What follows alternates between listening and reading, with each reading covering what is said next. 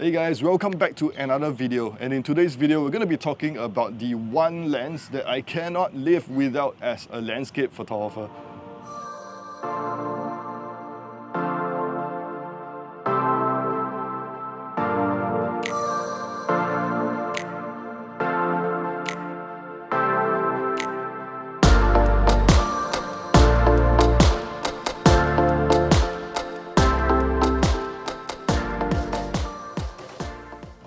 So this one lens, this focal range is so important to me that before I switched over to the Nikon mirrorless Z system from the DSLRs, I had to make sure that Nikon had something like this in their product line before I felt confident enough to switch over to the mirrorless systems. So this one lens that I'm talking about is of course the NIKKOR Z 14 to 30mm f4s lens.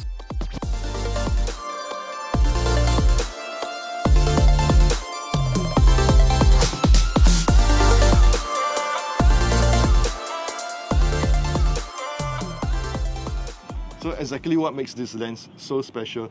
Now we know that landscape photography is not just limited to wide-angle lenses. You can get some fabulous shots with telephoto lens as well. But the thing about the 14 to 30mm is that it's such an awesome range. At the ultra-wide 14mm range, you can get shots with a subject close up to the camera in the foreground.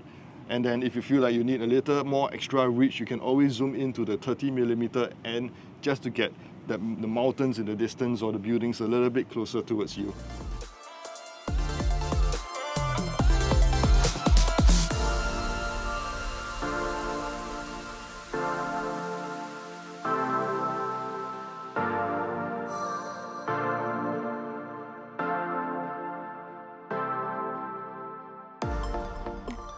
So this lens is really the lens that got me really impressed in the NIKOR Z system. It is sharp, extremely sharp edge to edge, even at 14mm all the way to 30mm. It has a constant aperture of f4, but for landscape photography you don't really need f2.8, you don't need that wide aperture. f4 is pretty good. You can even use it to take some shots for event photography, some group photos of bigger groups. Handheld vibration reduction works very well with this lens. So one of my favorite features of this lens is its size and weight. It is a small lens, it's really tiny. Now despite having a 82mm filter thread, it's actually pretty compact. So just take a look at how small this thing is in off mode. You can see here it says before taking photos, rotate the zoom ring to extend the lens. So all you need to do is to turn it to the 14mm marker, and then the lens is on, and you can see that it's still a pretty small lens. You can zoom in to 30mm. Now I'm not a huge fan of the protruding front element because this is where you can suck up a lot of dust and water might get in, even though this is weather sealed. But I would still prefer lenses that do not have an extruding lens element.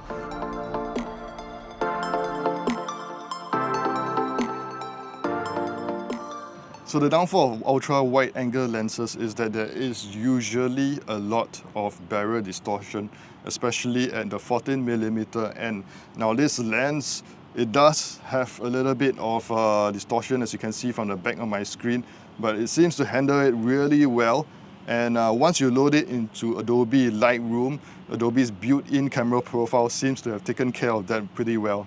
So this lens does suffer from very minimal vignetting. You can see that the corners of the image are slightly darker, but it's quite well controlled. And once you load it into Adobe Lightroom, the built-in lens profile seems to take care of most of it.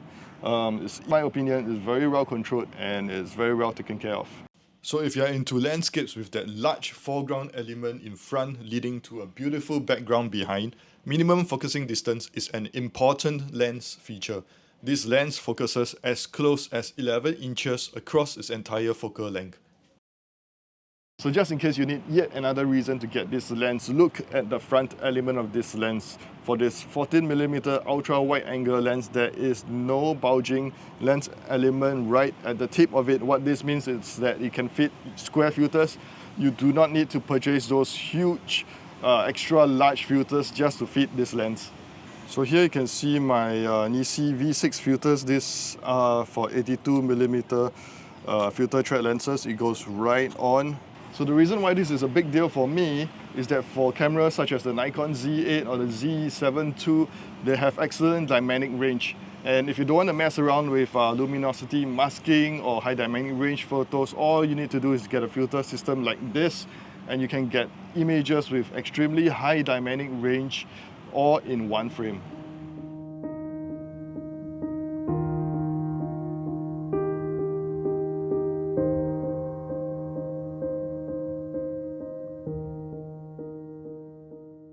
So one of the downsides of this lens is its flare management. After I got back and reviewed the images on the computer, it's evident that the flare situation is pretty bad.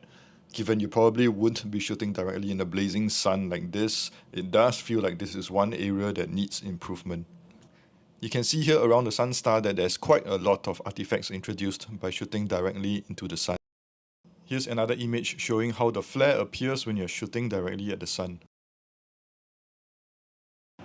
Now as for chromatic aberration, you can see that there is a little bit of purple fringing right where the sun's edge are going through the tree branches over there. But I think it's pretty well controlled as well. Pretty much clears up in Lightroom, so it's pretty well managed. If you can ignore that terrible sun star, you can see that there is virtually no chromatic aberration in the image in Lightroom. So this is the NIKKOR Z 14 to 30mm f4 lens. It is an absolute pleasure to shoot with this lens. I had this for a few years now. It's fantastic for landscape photography, awesome for architecture, and it works well for events and weddings when you got those big group photos where you need to squeeze everybody in. So if you have any questions, remember you can leave a comment down below, and if you want to see more content like this, please leave a like and subscribe to the channel, and I'll see you guys next time.